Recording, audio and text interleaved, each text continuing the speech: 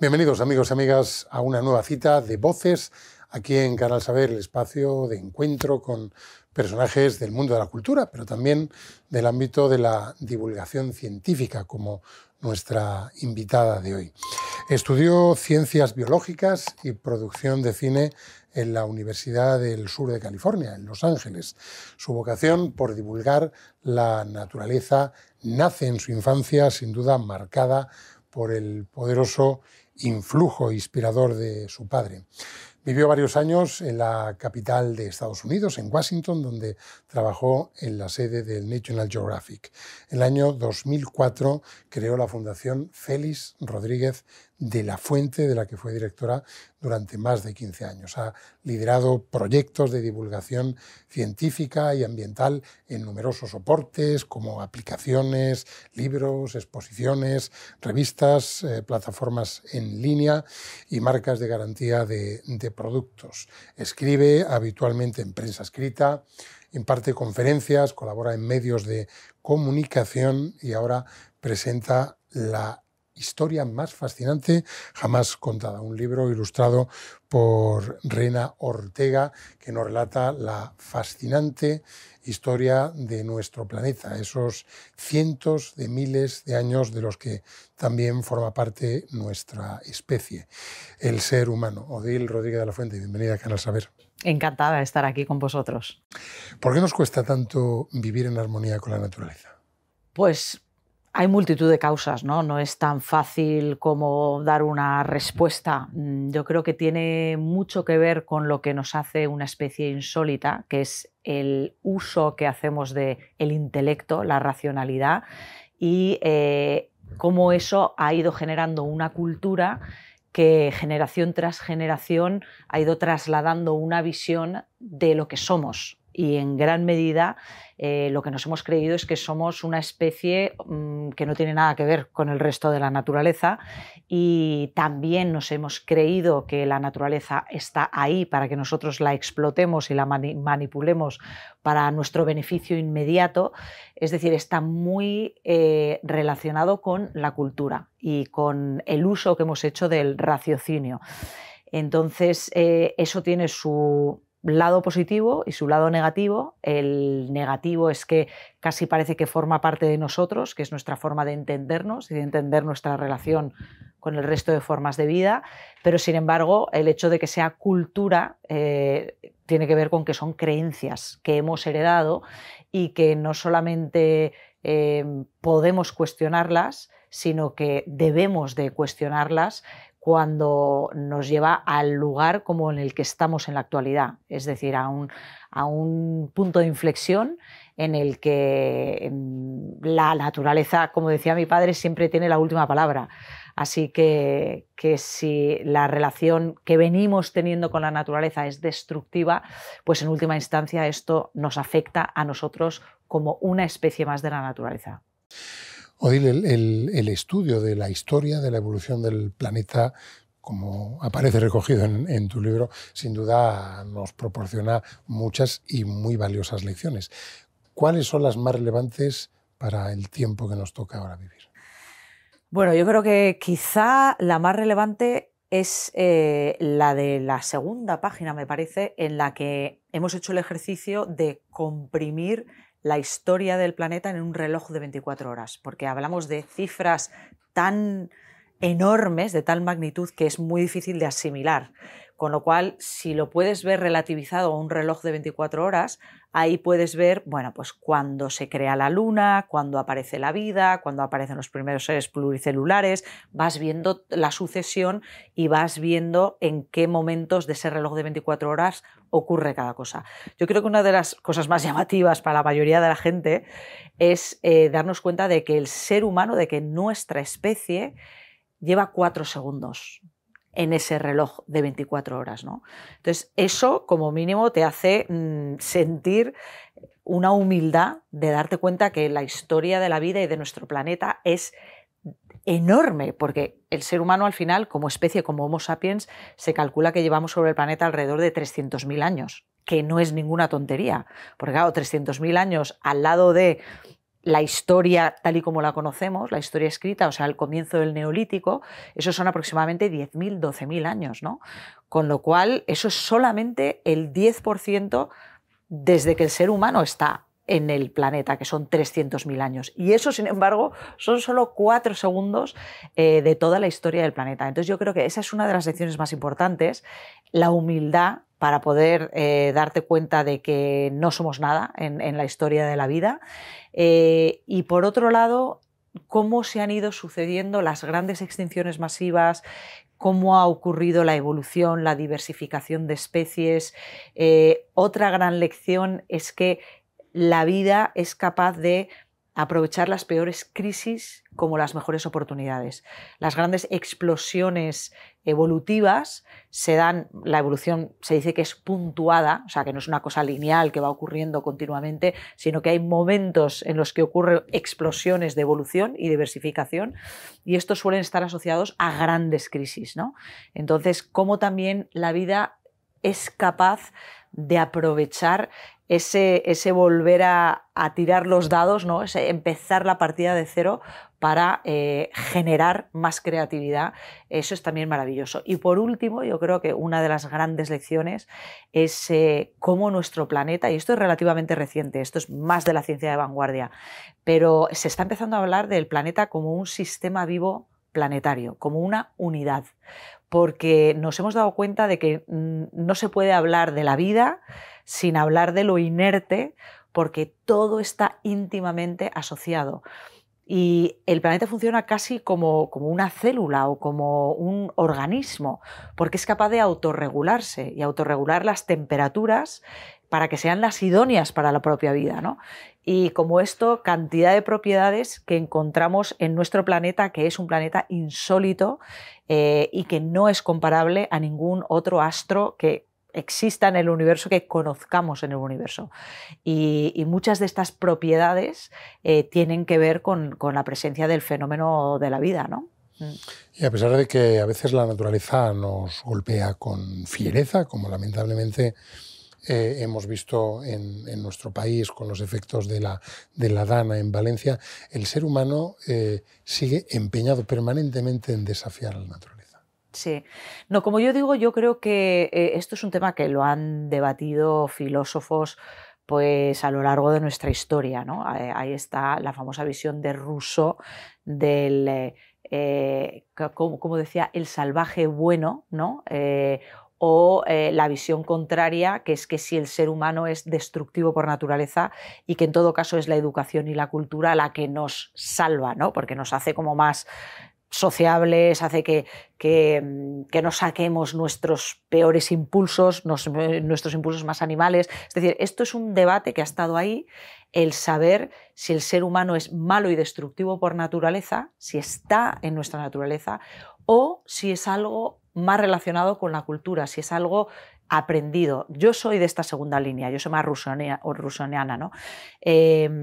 Sobre todo porque cuando uno mira ese 90% de nuestra historia evolutiva como Homo sapiens e incluso a los anteriores homínidos que ha habido anteriores al Homo sapiens, uno se da cuenta que nuestra especie es profundamente colaborativa, para empezar. No seríamos lo que somos si no fuésemos una especie social y colaborativa y cooperativa, que nos hemos sentido como una parte indisociable de la naturaleza en la parte más extensa de nuestra historia como especie.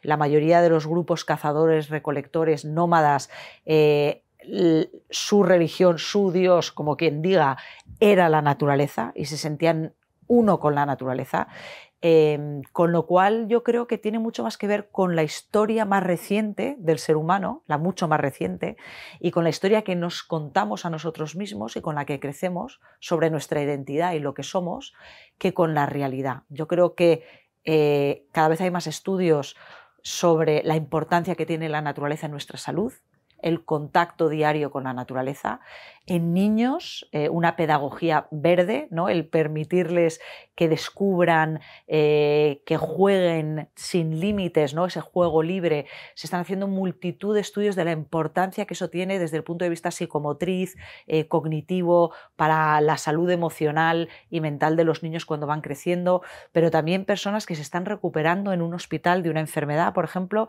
si tienen una ventana y un árbol cerca de esa ventana, su ritmo de recuperación es mucho mayor que el de una persona que tiene una ventana que da a otro edificio.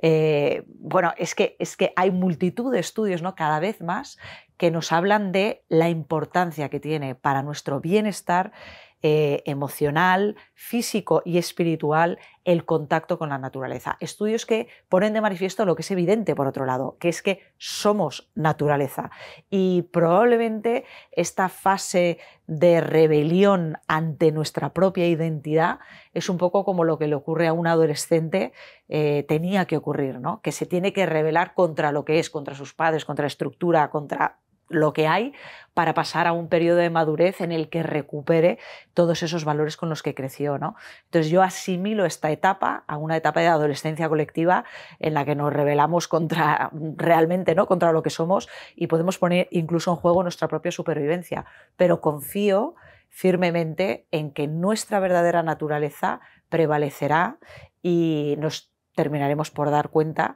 de que nos beneficia, en última instancia, reconciliarnos con lo que somos, ¿no? Con la naturaleza. Una naturaleza humana que también se manifiesta de forma mucho más sensata y mucho más benigna en cientos de millones de personas en todo el mundo que expresan, que manifiestan su sensibilidad medioambiental de una forma ética, intelectual, social también. Pero por clarificar algunas cuestiones, ¿qué diferencias hay entre ecologismo y activismo climático? Bueno, se podría decir que quizá el activismo climático es una rama del ecologismo, se podría decir. El ecologismo entendido no como el estudio de la ecología, sino como el ecologismo más ideológico, político, podríamos decir. Pues evidentemente el cambio climático es relativamente reciente en cuanto a preocupaciones dentro del sector ecologista sobre el estado de salud de nuestro planeta, ¿no? Y como algo que es relativamente reciente, pero que sin embargo parece que ha eclipsado el resto de temas de preocupación por los que se había ocupado y preocupado el ecologismo tradicional, pues han surgido también nuevas formas de afrontar este problema, ¿no? Y uno de ellos es sin duda el activismo ambiental, que también ha formado parte del ADN del ecologismo, cuando había personas que se ataban, por ejemplo, para evitar que se aterrazaran encinas en nuestro país, por ejemplo, ¿no? Y se ataban a las máquinas para evitarlo. Es decir, que esa parte de activismo siempre ha estado ahí. Greenpeace, ¿no? El salir, el activismo medioambiental siempre ha estado ahí. Pero es cierto que el activismo climático parece que arrastra a las nuevas generaciones con mucha más fuerza y vamos, no me sorprende, porque es que a nada que alguien tenga información sobre lo que es el cambio climático, lo que nos jugamos y cuál es la situación actual, ¿no? La concentración de gases de efecto invernadero, en qué momento estamos y sobre todo qué senda tenemos, pues lo normal es que la mayoría de los jóvenes estén profundamente preocupados por su futuro, ¿no? ¿Qué va a ser de nuestro futuro? ¿Qué va a ser de la economía? ¿Qué va a ser del mundo tal y como lo conocemos si todo esto se pone patas arriba? Que los escenarios que se dibujan con el cambio climático es que realmente van a afectar muy gravemente tanto a nuestra salud como a la economía tal y como la conocemos, ¿no? Al sector primario, cómo nos alimentamos, la distribución de las grandes zonas climáticas en el mundo, o sea, da lugar a guerras. Es como digamos, aumenta muy significativamente los problemas que tenemos y que venimos arrastrando, ¿no? Es un amplificador de los problemas que tenemos. Este ámbito tampoco está exento, desde luego, de la polarización que marca el debate público actual, ¿no? Porque nos movemos entre los activistas radicales altamente ideologizados a los negacionistas a cientificistas. ¿Son de alguna forma el populismo y la demagogia los nuevos enemigos de la sostenibilidad medioambiental? Bueno, pues yo creo que también es un reto porque tiene mucho que ver no solamente con el medio ambiente, sino a nivel ideológico-político, por ejemplo, ¿no? O sea, el debate de absolutamente cualquier tema que esté encima de la mesa y que afecte a la ciudadanía está sumamente polarizado. O sea, es la manera en la que hacemos las cosas ahora y tiene mucho que ver con los nuevos medios de comunicación, la falta de atención de las personas, ¿no? La poca capacidad para realmente indagar en la complejidad de los problemas y entonces solamente puedes poner un titular y el titular tiene que llamar la atención, entonces ¿qué haces? Pues te vas a los extremos, que son los que realmente más llaman la atención. Entonces esto es algo que nos está afectando no solamente a temas medioambientales, sino absolutamente a todo, es la polarización. Bueno, pues también tiene que ver con las crisis en general.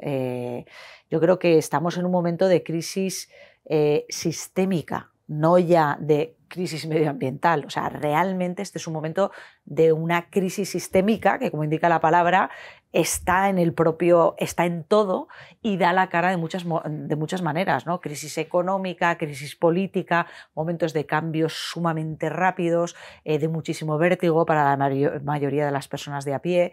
Entonces, yo creo que esto nos habla de que, bueno, de que estamos en un momento crítico y que es un momento en el que la responsabilidad individual, sobre todo para saber cómo manejar tu vida, se hace acuciante, ¿no? Porque hay tantos mensajes tan contradictorios ahí fuera que uno tiene que tener criterio hoy más que nunca, ¿no? Hoy más que nunca se hace sumamente urgente y necesario formarse, informarse de fuentes fidedignas, intentar no ser manipulado, porque ahora mismo es hacia lo que estamos abocados, ¿no? Y esa confrontación a lo único que lleva es bueno, pues a las crisis, cómo se solucionan, pues con grandes rupturas, con guerras, es lo que es, ¿no? Es así. Con lo cual me gusta más tener la visión de la propia naturaleza, pensar que esto es un rito de pasaje, es algo que tiene que ocurrir, quizá para que entremos en ese nuevo periodo de madurez, ¿no? O sea, tenemos que pegárnosla para realmente darnos cuenta del valor de las cosas, de la importancia de lo que de verdad importa, así que, bueno, confío en que sea así y confío en que estemos a tiempo, que no se nos vaya de las manos, ¿no? Pero que esto ocurre porque tiene que ocurrir y forma parte del proceso de crecimiento y de madurez. Al Gore asegura que para resolver la crisis climática antes es necesario resolver la crisis democrática. ¿Qué opina usted? Sí, todo está relacionado. Una de las cosas que uno aprende de esta historia tan fascinante, que es sin duda la historia más fascinante del mundo, porque es la historia de nuestro planeta, la historia de la vida, es cómo absolutamente nada está aislado. Todo está íntimamente relacionado con todo lo demás, hasta el punto de que el polvo del Sahara que arrastran las corrientes atmosféricas a lo ancho del océano Atlántico termina siendo depositado sobre la selva del Amazonas, fertilizando la selva del Amazonas, que a su vez fertiliza los océanos gracias al río más grande del mundo, que es el río del Amazonas, y que alimenta al plancton, que es el que genera el oxígeno, el 80% del oxígeno que todos respiramos, que además siembra nubes, que está íntimamente relacionado con el clima. Es decir, el planeta es un flujo constante y permanente de energía, de materia y de información. Y los seres humanos, como parte de ese sistema bioplanetario, funcionamos del mismo modo. No podemos separar. Ese es uno de los problemas también de nuestra cultura, que es una cultura todavía muy mecanicista, ¿no? Esto nos viene de la revolución científica, una visión muy determinista, muy cartesiana, muy mecanicista, muy de separar en compartimentos estancos, donde apenas hay comunicación entre ellos, y entender que la vida es eso, que son compartimentos estancos, nada más lejos de la realidad. Por supuesto que el tema ambiental está íntimamente asociado a la democracia, a la justicia social, a la economía, que es la madre del cordero, ¿no? Yo diría que, contrariamente a lo que dice Al Gore, que es más urgente solucionar la economía tal y como la conocemos que incluso la democracia, ¿no? O sea, a mí me parece que la economía en muchísimos sentidos nos ha ayudado a crecer en muchos sentidos y a conquistar quimeras, cosas que eran inimaginables varias generaciones atrás, como llegar a la Luna, por ejemplo, ¿no? O tener satélites vigilando la superficie del planeta continuamente, pero también muchos de los valores de la economía, ¿no? Son los responsables de algunos de los mayores retos que hoy afrontamos. Y estamos en la obligación de cuestionarnos y empezar a pensar fuera de la caja, ¿no? Muchas de estas creencias heredadas. Y en la economía también, la economía capitalista, que apenas ha cambiado desde los pensadores que la pergeñaron hace más de un siglo, ¿no? Hace un siglo y medio, 2 siglos, con lo cual se nos ha quedado caduca. Tenemos que repensarla y ver cómo podemos poner la economía al servicio del bienestar humano y el bienestar planetario, ¿no? Esas son las dos cosas que deberían de estar en el centro neurálgico de todo, y todo lo demás debería estar al servicio de. Y hoy día la economía está en el centro de todo, con lo cual, por supuesto que todo está relacionado y que la democracia y la economía son 2 pilares básicos que tenemos que repensar para cambiar nuestra relación con la naturaleza. ¿Y cómo cree que podemos convencer a la ciudadanía que, si bien las medidas para frenar el cambio climático pues pueden implicar la desaceleración o incluso el decrecimiento en muchos sectores, son necesarias para evitar un colapso total? Claro, es que, ahí es uno de los problemas, ¿no? El lenguaje tiene un poder enorme para los seres humanos, tiene un poder enorme. Y claro, cuando se habla de decrecimiento, eso implica ya una serie de miedos, porque nuestra cultura nos dice que hay que crecer. De hecho, el PIB, que es la forma que tenemos de medir el estado de bienestar de un país, cómo le va de bien a un país, lo que nos dice la economía es que el PIB tiene que crecer. Si se estanca, malo. Y si se va para atrás, pues peor todavía, Catástrofe. ¿no? Catástrofe. Entonces lo tenemos como metido a fuego, que no podemos parar. Y ya vemos lo que ocurrió con el COVID, ¿no? O sea, esa sensación de parar es un desastre. Que también, ¿no?, uno se para a reflexionar y dice, qué horror, ¿no? Qué agobio, que esto es una rueda que es que no puede parar porque estamos tan endeudados que al final hemos proyectado tanto a futuro. Esto es toda una nueva conversación sobre economía, ¿no? Pero es muy importante porque nos hemos metido como una especie de ratonera que uno no puede parar porque hemos proyectado todo a futuro y a seguir creciendo, y todo está fundamentado en seguir y seguir y seguir. Con lo cual, si uno habla de decrecer, ya te entra el pánico, ¿no? Dices, pero esto tiene que ser malo, porque está tan arraigado en nuestra cultura, ¿no? Entonces, yo lo que diría es, más que decrecer, es revitalizar, que es darle la vuelta, ¿no? Y es pensar en cómo podemos revisar muchas de las cosas que nos producen un vacío, un profundo vacío existencial. Es decir, hay personas de éxito en nuestra sociedad, personas que aparentemente lo tienen todo, han llegado, ¿no?, a ese umbral de ¡buah, esta es una persona de éxito! Y sin embargo tienen problemas con las drogas, tienen problemas existenciales, emocionales. Parece que no es todo. Una vez que tienes ese aparentemente todo, ¿no?, lo que son las cosas, el poder, el dinero, bueno, ¿y ahora qué? Bueno, pues eso realmente tampoco es todo, ¿no? Es como cuando parece que no lo tienes, pues tienes un objetivo y toda tu vida estás buscándolo. Pero el que llega sabe perfectamente que en el fondo ha sido un espejismo. Con lo cual, yo creo que llega un momento en el que empezar a revitalizar, a decir, ¿pero qué es lo verdaderamente importante? Es estar vivos, es tener más tiempo para nosotros, para crecer, para la familia, para consolidar comunidades, para tener relaciones mucho más fructíferas con el entorno que nos rodea, para reconvertir también esa economía de la que hablamos, que no tenga que crecer en cantidad, pero quizás sí en calidad, que es como crece la propia naturaleza. La naturaleza también tiene recursos limitados, por supuesto, ¿no? Pero sin embargo es capaz de crear cada vez más diversidad y cada vez es sumamente creativa, ¿no? Y más cantidad y más abundancia. ¿Por qué no imitamos más a la naturaleza? Hay muchísimas lecciones que podemos aplicar a nuestro modelo, que es un modelo muy lineal y extractivo, y ahora que, por ejemplo, se habla de la economía circular, pues esto es biomimético, es cómo funcionan los ecosistemas, están constantemente trabajando en una circularidad de reciclar y de reintegrar y reutilizar precisamente esos factores que podrían ser limitantes. Entonces ahí nos podemos perfectamente redefinir. No estamos sujetos a esto. Y ha llegado el momento de decir, oye, ¿qué podemos cambiar? ¿Qué deberíamos de cambiar para vivir vidas más plenas? ¿Por qué tenemos a jóvenes que cada vez el índice de suicidios, el índice de enfermedades mentales va al alza, ¿no? Vamos a replantearnos, o sea, veamos esto como una oportunidad para replantearnos cómo reconstruir, porque lo que está claro es que tal y como nos conocemos y tal y como son las cosas, no podemos seguir, ¿no? Entonces, hay que verlo en positivo.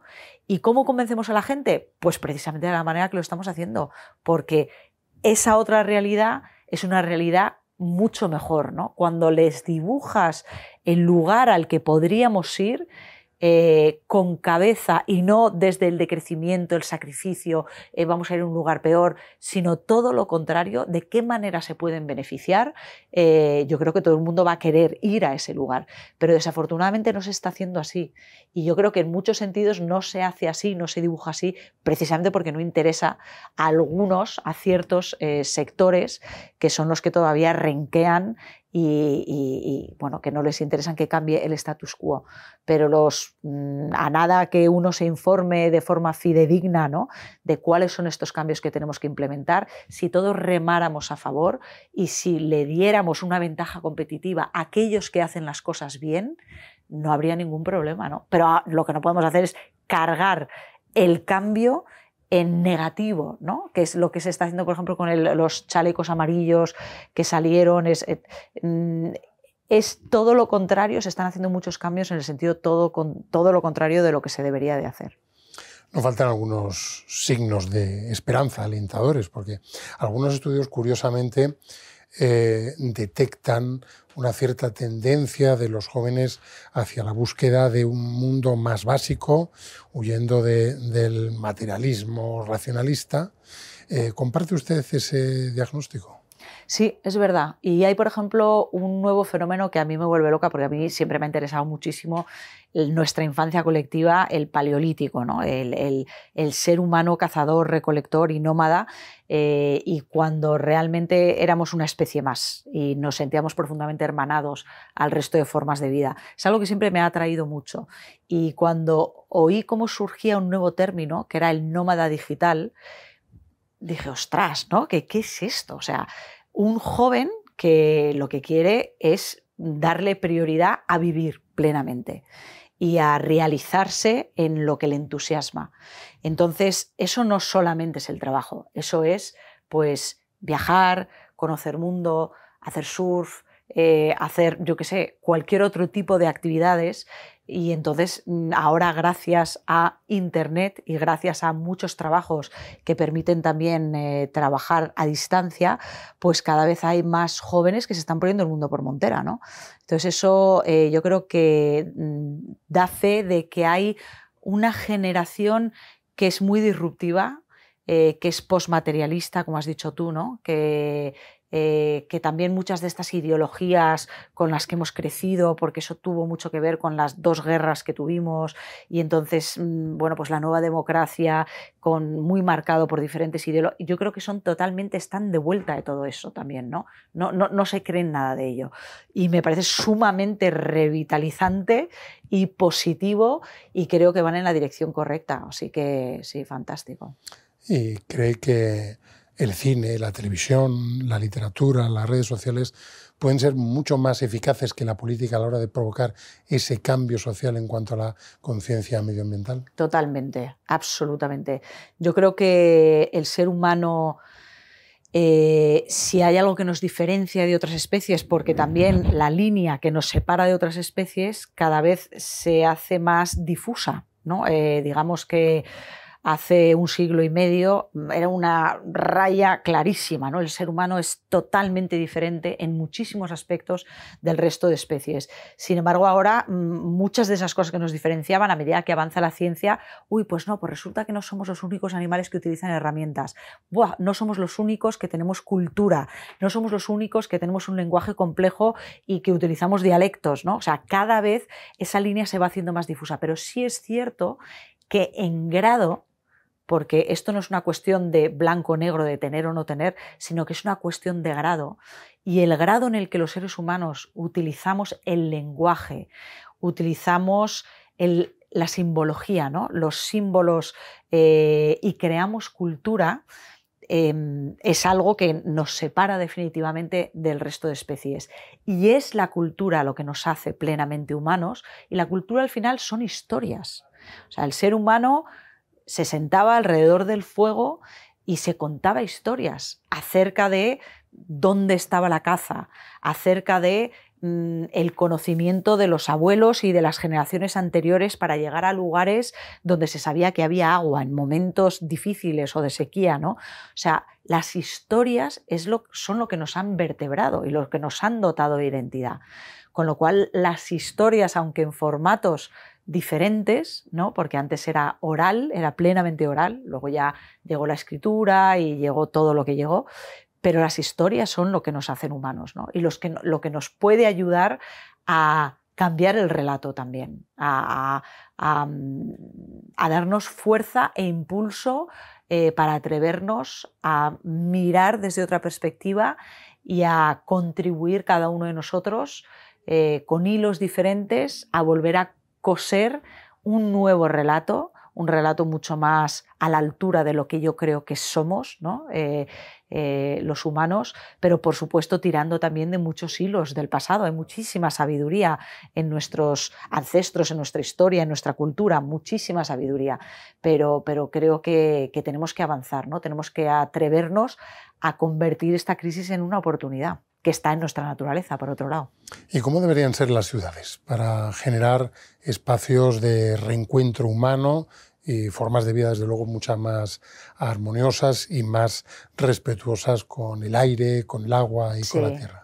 Pues este es un movimiento que está en marcha ya, muy, muy interesante de los últimos años, que inicialmente estaba sobre todo orientado al tema de los vehículos y a la transformación de los vehículos, de pasar a vehículos que emiten no solamente gases de efecto invernadero, sino gases nocivos, ¿no? Para nuestra respiración y para nuestra salud, pasar a vehículos pues, que dejasen de emitir y que dejasen de emitir ruidos también, porque se oye el ruido de fondo, ¿no? Y los vehículos, sin embargo, eléctricos prácticamente no hacen ruido. Entonces, pasando ya por ese primer elemento, que es el de descontaminar y quitar también esa contaminación acústica de las ciudades, se está empezando a pensar también en cómo hacer ciudades más resilientes frente a los fenómenos meteorológicos extremos, y ahí entran, por ejemplo, las ciudades esponja, que han sido planteadas por pues, diferentes científicos chinos, en este caso, ¿no? Es un científico chino el que primero planteó las ciudades esponjas. Es súper interesante, que es cómo aprovechar cómo funciona la naturaleza con los humedales, con las redes de agua, cómo aprovecha el agua, la naturaleza, para evitar inundaciones y para que cuando llueve ese agua lo pueda retener la ciudad, ¿no? Para poder aprovecharla más adelante en periodos de sequía. Hay planteamientos también muy interesantes, y luego crear ciudades más parecidas a ecosistemas, donde diferentes partes tengan diferentes funciones, mucho más verdes, con más zonas peatonales, mucho más abiertas a que se llegue fácilmente a todos los lugares de esa ciudad en transporte público y bueno, pues andando o en bicicleta, mucho más amables, con lugares de encuentro, bueno, pues mucho más parecidas a ecosistemas. Y luego toda la parte de los edificios es apasionante también. Por darte un ejemplo, todo esto está relacionado con la biomímesis, que tocamos también en el libro, que es una nueva disciplina que lo que propone es imitar más a la naturaleza. Y en el caso de los edificios, en el mundo de la arquitectura es un mundo interesantísimo porque, claro, el ser humano es muy dado a inventar la rueda, a decir, venga, tabula rasa, aquí no hay nada, ¿cómo hago un edificio? ¿Cómo lo construyo? Sobre todo ahora, porque en el pasado sí que imitábamos mucho más a la naturaleza, ¿no?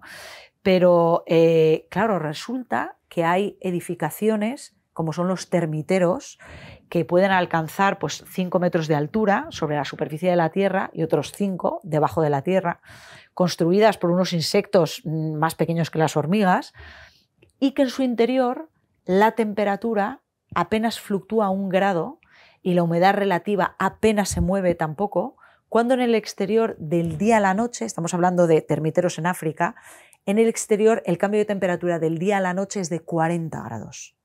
Entonces, ¿cómo es posible? ¿Qué tiene esta estructura para mantener esa estabilidad climática, ¿no? De temperatura y de humedad relativa? Y todo esto es gracias a la geotermia y gracias a las corrientes de aire por los diferentes pasajes que han construido las termitas. ¿Y por qué no aplicamos más esa sabiduría? ¿Por qué no aprovechamos mejor las diferentes materias primas y las propiedades de estas materias primas de la naturaleza para hacer edificios inteligentes? Edificios donde entren insumos como puede ser el agua o la energía, pero donde no salgan desechos, porque se puedan reaprovechar y reciclar todos ellos y se puedan volver a utilizar dentro del edificio, y que los edificios sean capaces de mantener esa temperatura sin tener que utilizar energía. Entonces hay multitud de ejemplos y, cómo no, también pues para nuestro bienestar y nuestros estados anímicos, ¿no? Ahí las líneas curvas son mucho más amables.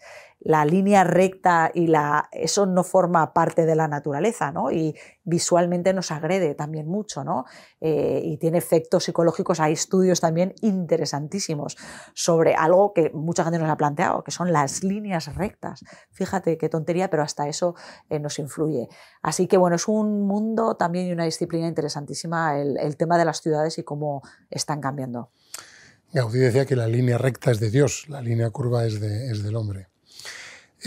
Usted ha dicho que si su padre no hubiera fallecido, hoy estaríamos en un lugar muy diferente. Sí, estoy convencida.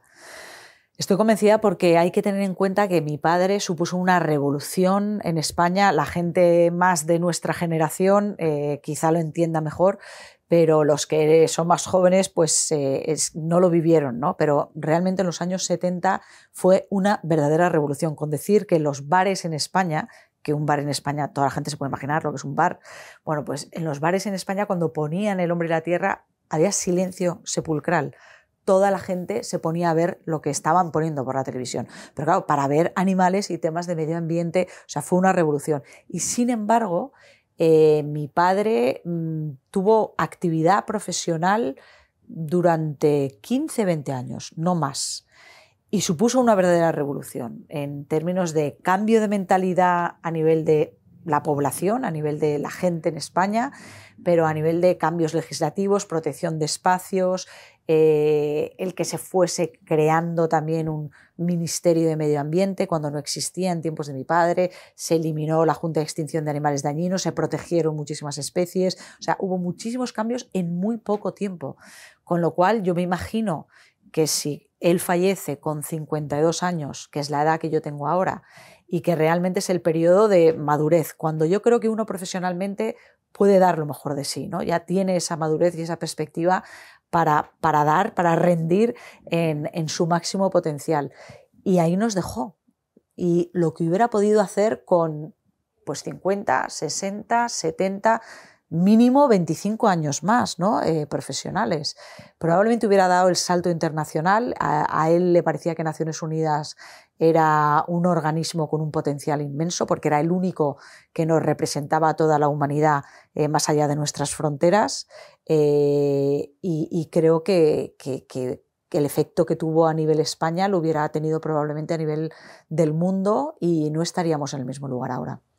¿Qué tipo de activista o qué tipo de ecologista sería Félix si estuviera ahora con nosotros? Pues yo creo que el mismo que fue en vida. Es decir, él era un agitador de conciencias, ¿no? Él seducía a la gente. Y de hecho hay mucha gente que no lo asimila a un ecologista per se, porque él no era un agorero que nos hablara de lo malo que somos los seres humanos, somos el peor enemigo de la naturaleza, todo lo contrario, ¿no?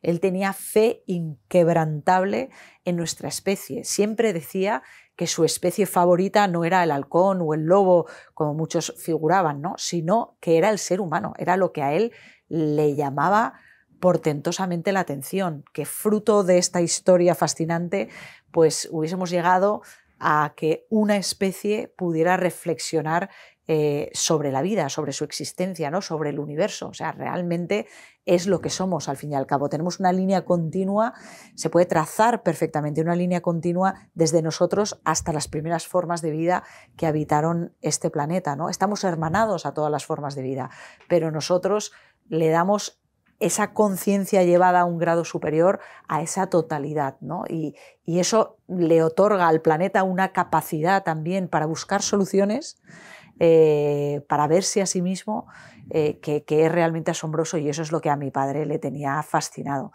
Entonces, él siempre, su perspectiva era la de la seducción, la de producir asombro profundo ante el milagro tan increíble que significa estar vivos y la oportunidad que significa estar vivos, y lo que hacía en todo caso era agitar, ¿no? Agitar a la gente para que le sacara el máximo provecho y exprimiese la vida y desarrollase el criterio y no se dejase manipular y realmente se diera cuenta de qué es lo que era verdaderamente importante.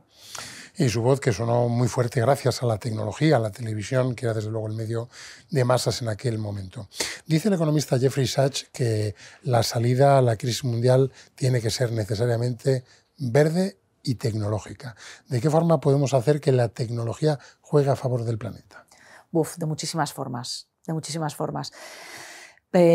Vamos a ver, la tecnología es una herramienta también superlativa, ha supuesto pues una nueva revolución, ¿no? Como fue la primera revolución industrial. Bueno, pues esta es del estilo, es una revolución que es un antes y un después, pero también tiene grandes riesgos implícitos, no solamente en cómo nos afecta en nuestro día a día emocionalmente, sino también por las grandes necesidades que tiene de recursos como tierras raras, o sea, de extracción también, ¿no? Y de impacto sobre el planeta para obtener determinados recursos, sino también energéticos.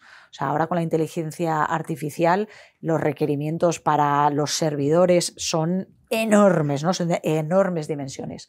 Con lo cual es algo que yo creo que debe de usarse con mucho criterio y no para cualquier tontería y anchas Castilla, ¿no? Y el criterio es de lo que más adolecemos, desafortunadamente, y uno de esos criterios debería de ser precisamente el de la sostenibilidad. O sea, ¿cómo nos va a ayudar la inteligencia artificial y su capacidad? Bueno, y también se habla de la nueva, el software cuántico, ¿no? O sea, la capacidad computacional cuántica.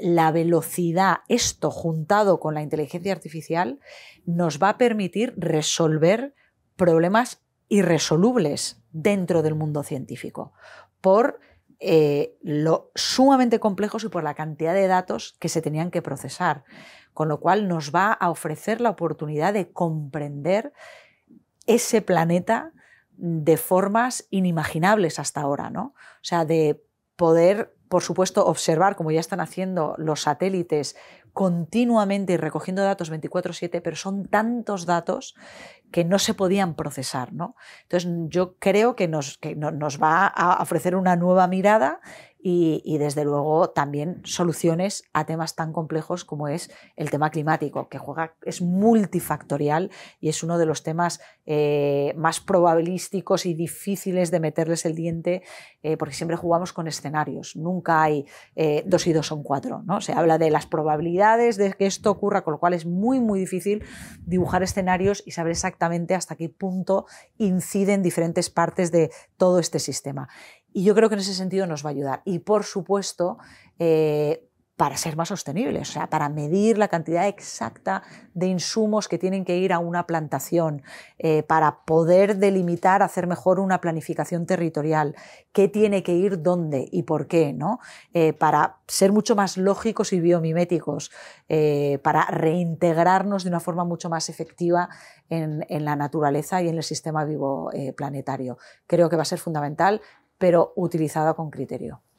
Y permíteme acabar en clave familiar, es inevitable. ¿Cómo se convive con un apellido de leyenda como el suyo? Bueno, pues con muchísimo orgullo, con muchísima gratitud y con muchísimo asombro, ¿no? de cómo una persona como mi padre fue capaz de ayudar, o sea, de contribuir tanto al bien común, ¿no? Y ser una persona con tanta energía, tan positiva. Es alguien que no me canso de conocer y de explorar su pensamiento, ¿no? Y creo que todavía hoy puede arrojar mucha luz y puede ayudarnos en esta transición tan necesaria que tenemos que hacer hacia una etapa de mayor madurez para la humanidad. Su padre nos habla mucho del lobo. ¿Tiene usted algún animal fetiche? Pues la verdad es que es muy difícil, porque me gustan muchas cosas. Es muy difícil que me decante por un animal fetiche. Por supuesto, el lobo tiene un lugar sumamente especial. Pero me apasionan, afortunadamente, como dice mi marido, me dice, otra cosa que te apasiona. Me apasionan tantas cosas como la comida, ¿no? Me gustan todo tipo de comidas, me encanta el vino, me encanta todo. O sea, soy una entusiasta, afortunadamente, de la vida, y sobre todo lo que me encanta es descubrir cosas nuevas y continuar asombrándome y vivir cada día como si fuese el último y sacarle el máximo partido a esta vida. En los animales, por cierto, no faltaba el lirón careto. No, por supuesto. Que todos mirábamos embobados a la tele esas secuencias de lirón careto. Aprendimos a conocer al lirón careto. Y el abejaruco. Bueno, es que claro, hay palabras que son tan... Sí. Mi padre... Está ya en el imaginario colectivo. Total. Que te salen con su forma de decirlo. Además, no puedes decir abejaruco normal, tienes que decir abejaruco. Te sale ya así. Sí. Pues Odil, muchísimas gracias. Ha sido una conversación deliciosa, muy didáctica y que debe complementarse con la lectura en familia, ¿por qué no?, de la historia más fascinante del mundo. Un libro de amplio espectro, pensado para los más pequeños y para los más mayores, que nos adentra en esa fascinante historia de nuestro planeta. Pues hasta aquí esta conversación con una voz que sigue sonando con la misma legitimidad, con la misma seriedad, con el mismo rigor que la de su padre, y sigue conmoviendo conciencias e invitándonos a la reflexión de la necesidad de convivir armoniosamente con el planeta que nos acoge y con los compañeros de viaje, que son los animales y las plantas. Pues ponemos el punto final y les agradecemos la atención, emplazándoles a una nueva cita aquí, en el Tiempo de Voces, en Canal Saber. Que sean muy felices. Adiós.